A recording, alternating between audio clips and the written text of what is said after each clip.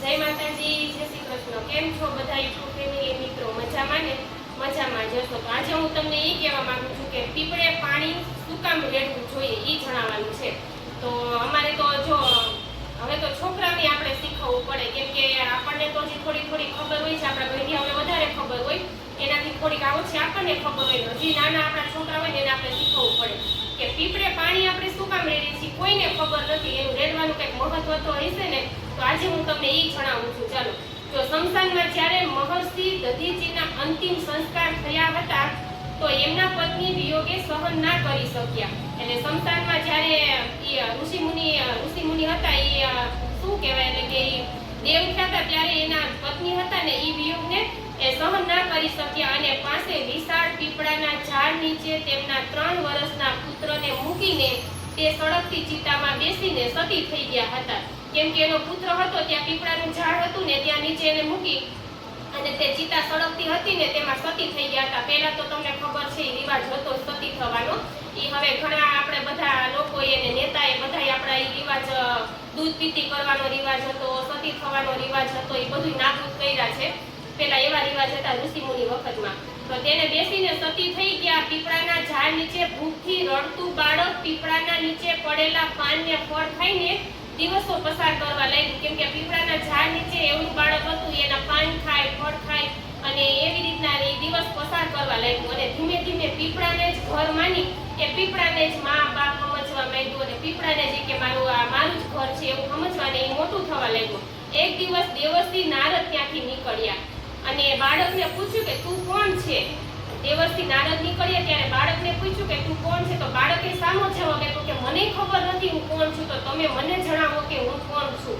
એ બાળકને નહોતી ખબર કે હું કોણ છું, એ તમે મને જણાવો। બાળકે કીધું કે તમે મને જણાવો તો હું પણ જાણવા માંગુ છું। ત્યારે નારદજી એમ બોલ્યા કે તારા માતા પિતા કોણ છે એમ। તો બાળક કહે છે કે મને ખબર નથી, મને કૃપા કરીને બતાવો। ત્યારે નારદજીએ ધ્યાન ધર્યું અને જાણ્યું કે આ બાળક કોનું છે અને કેવી રીતના આ ઝાડ નીચે બેસે છે ને રહે છે। એટલે નારદજીએ જાણ્યું ત્યારે નારદજીને મહાન દાનવીર મહર્ષિ દધીચીનો પુત્ર છો એવું કીધું કે તારા પિતાની અસ્થિમાંથી જે વ્રજ બનાવીને દેવોએ અસુરો પર વિજય મેળવ્યો હતો, તારા પિતાનું 31 વર્ષની ઉંમરમાં જ મૃત્યુ થયું હતું। બાળક, માતા પિતાની મૃત્યુનું કારણ શું હતું? બાળક એમ કીધું કે મારા માતા પિતાનું મૃત્યુનું કઈ કારણ કહે છે ને, કેમ કે બાળક તો ત્યારે હાવ નાનું હતું, એને તો કઈ ખબર નહોતી। ત્યારે બાળકે એવું પૂછ્યું ત્યારે નારદજીએ કીધું કે તારા પિતા પર શનિદેવની મહાદશા હતી, જે પણ કઈ તારે સાથે થયું તે શનિદેવની મહાદશાને કારણે થયું। નારદજીએ બાળકનું નામ પીપલાદ રાખીને જતા રહ્યા, એટલે કેમ કે પીપળાના ઝાડ નીચે રહેતું હતું એટલે એનું નામ પીપલાદ રાખ્યું અને આ દશા એ ઋષિમુનિ અને એના પત્ની મેળા એ શનિદેવની મહાદશા હતી। પીપલાદ રાખીને જતા રહ્યા। નારદજીને કહેવા પ્રમાણે બ્રહ્માજીનું ઘોર તપ કર્યું। બ્રહ્માજી નારદજીએ કીધું એટલે પુત્રએ ઘોર તપ કર્યું અને બ્રહ્માજી પ્રસન્ન થયા અને વરદાન માંગવા કહ્યું। ત્યાં પીપલાદે પોતાની દ્રષ્ટિથી કોઈ પણ ને ભસ્મીભૂત કરવાની શક્તિ માંગી। એને બ્રહ્માજીનું ઘોર તપ કર્યું ત્યારે બ્રહ્માજી એને પાસે માંગ્યું કે મારી દ્રષ્ટિથી કોઈ પણ ભસ્મીભૂત થઈ જાય એવું વરદાન માંગ્યું અને ભગવાને એવી શક્તિ પણ એને આપી। હે વરદાન માંગ્યા પછી તરત પીપલાદે શનિદેવનું આહવાન કરીને બોલાવ્યા। પહેલા એને વરદાન માંગ્યું ને પછી શનિદેવને આહવાન કરીને એને બોલાવ્યા અને પોતાની દ્રષ્ટિથી ભસ્મ કરવાનું ચાલુ કર્યું। શનિદેવને ઈ પણ ભગવાન છે એટલે ચાલુ કર્યું। બ્રહ્માંડમાં હાહાકાર થઈ ગયો। સૂર્ય પોતાના પુત્રને સળગતા જોઈને બ્રહ્માજી પાસે ગયા ત્યારે બ્રહ્માજી આવીને બાળકને બહુ સમજાવ્યું અને બીજાને વરદાન માંગવા કહ્યું ત્યારે બાળકે શનિદેવને મુક્ત કર્યા। ત્યારે બ્રહ્માજીએ કીધું કે તું બેટા બીજું વરદાન માંગ। આ વરદાન શનિદેવ છે એ સૂર્યદેવના પુત્ર છે, એને જો ભસ્મીભૂત થતા જોઈને સૂર્ય આકુળ વ્યાકુળ થઈ ગયા, એવી રીતના બધું કહેવામાં આવે છે।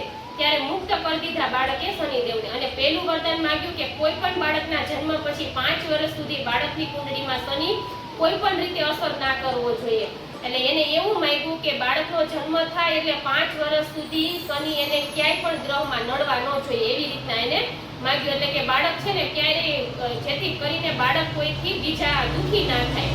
બીજું, મને પીપળાના ઝાડે જે મોટો કર્યો છે એ જ કોઈ સૂર્યોદય પહેલા પીપળાના ઝાડને પાણી ચડાવશે અને શનિની મહાદશાની અસર નહીં થાય। બ્રહ્માજીએ તથાસ્તુ કહ્યું કે હું પીપળાના ઝાડ નીચે મોટો થયો છું અને જે સૂર્યાસ્ત પહેલા એટલે કે સૂર્યોદય પહેલા એટલે કે સૂર્ય ઉગે ઈ પહેલા સૂર્ય ઉગે એ પહેલા જે પાણી ચડાવશે પીપળાના ઝાડને ત્યારે એને કોઈ શનિની દશા હશે, મહાશનિની દશા હશે, એમાંથી એ મુક્ત થઈ જશે.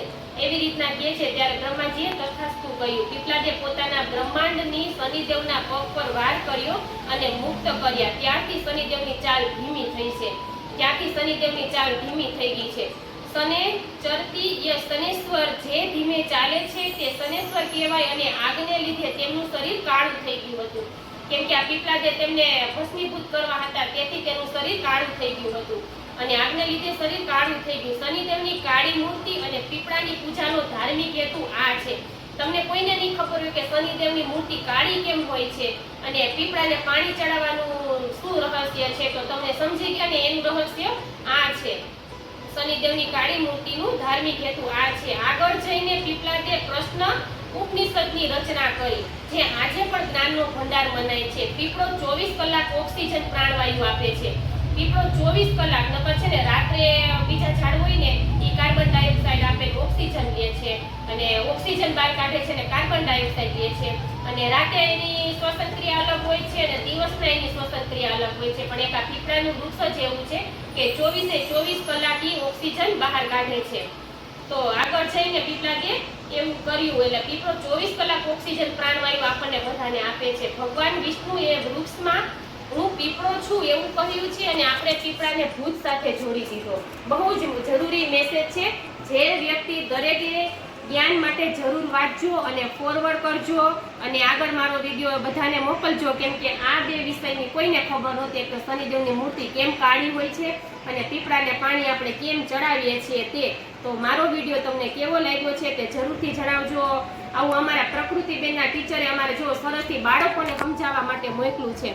તો બધા બાળકોને પણ આ જાણવું જરૂરી છે. કેમ કે આ એક આપણે શું કહેવાય, જીકેનો પ્રશ્ન કહેવાય. તમને ગમે ત્યારે તમે પ્રશ્ન લખો ત્યારે તમને આ પણ પૂછવામાં આવે કે શનિદેવની મૂર્તિ કાળી કેમ હોય છે, તો બધા બાળકને ખબર હોય તો ખબર પડે ને. એવો પણ તમને પ્રશ્ન પૂછવામાં આવે જનરલ નોલેજમાં કે તમે પીપળાને પાણી શું કામ ચડાવો છો. એ બે પ્રશ્નનો જવાબ આમાં છે. તો ચાલો મારો વિડીયો તમને કેવો લાગ્યો છે તે જરૂરથી જણાવજો. બસ હવે નવા વિડીયો જોવા માટે તમે મારી ચેનલને લાઈક શેર અને સબસ્ક્રાઈબ જરૂરથી કરી દેજો.